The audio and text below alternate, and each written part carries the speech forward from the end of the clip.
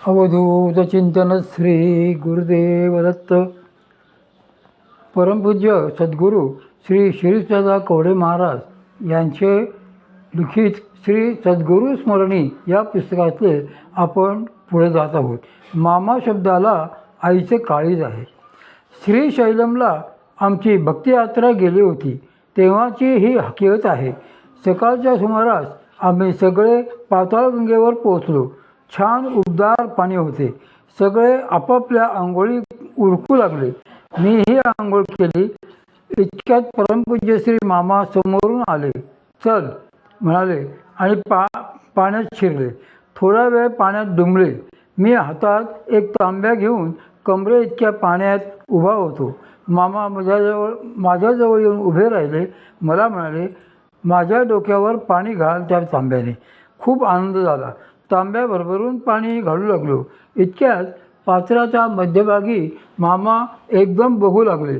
बघता बघता त्यांचे हावभाव बदलले आणि क्षणात त्यांनी पाण्यातूनच मासळीसारखी उंच उडी मारून पाण्यात सूर मारला. पोहत पोहत ते पात्राच्या मध्यभागी गेले आणि तिथे पाण्यात बुडी मारली. थोड्या वेळाने ते परत काठावर जे आले ते एका भावावस्थेतच.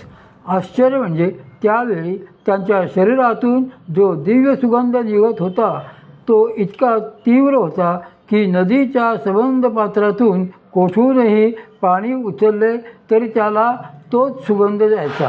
सुगंधाने सगळ्या दिशा अक्षरशः कोंडाटल्या होत्या. नंतर कधीतरी त्यांच्याच बोलण्यातून त्या प्रसंगाबाबत ओझरते कळले. त्यांना त्या दिवशी पात्राच्या मध्यभागी प्रत्यक्ष भगवती भ्रमरांबेने दर्शन दिले होते. तिचे चरण प्रक्षालन करण्यासाठीच त्यांनी पाण्यात डुबकी मारली होती.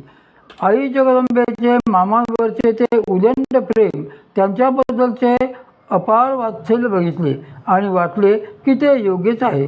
कुळाचे नाव आपल्या तपश्चर्येने शिलाने मोठे करणाऱ्या पुत्राचा कुठल्या आईला अभिमान वाटणार नाही. पण त्याचबरोबर एक प्रश्नही पडला. मामा, तुम्ही तशीच आईसारखी माया आम्हा सगळ्यांवर का करता? आम्ही तर तुमचे पुत्र म्हणून घेण्याचाही योग्यतेचे नाही. तुम्हाला अभिमान वाटावा, संतोष वाटावा असे आम्ही काय करतो? उलट आपली सुखदुःखे सांगून तुम्हाला सतत त्रास देतो. या प्रश्नाचे उत्तरही मामा कदाचित असेच देतील. अरे पोरा, आईला केवळ मुलाची काळजी करणेच माहीत असते. पोर उन्हाळ असले तरी तिच्या मायेत फरक पडत नसतो. परत हे असले काहीतरी मनातही आणू नकोस. आणि मग मामा या शब्दाचे गूढ उलगडेल. मामा या शब्दातच दोनदा आईचा उल्लेख आहे. या शब्दालाच आईचे काळीज लागलेले आहे.